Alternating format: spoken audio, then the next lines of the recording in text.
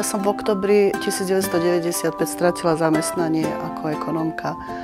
A keďže som sa dlhodobo venovala rôznym ručným prácam a jednou z nich bola aj výroba medovníčkov, tak som sa rozhodla a teda som si uvedomila, že možno práve nastal čas niečo so svojím životom urobiť a rozhodla som sa touto výrobou živiť a tak som si o rok na to v 96.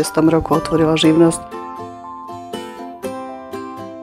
Predmetom mojej podnikateľskej činnosti je výroba medovníkov ako dekoratívnych predmetov. A čo by som vyzdvihla, tak každopádne jedinečnosť a kvalitu produktu.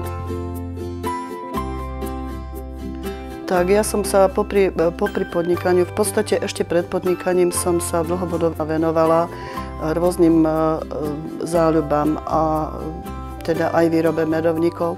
A okrem toho, že som bola zamestnaná, kým som ešte bola zamestnaná, tak som sa venovala rôznym kurzom, kde som teda samozrejme bez nároku na nejakú odmenu, či už v rámci teda okresu alebo obce, kde som predvádzala rôzne kurzy.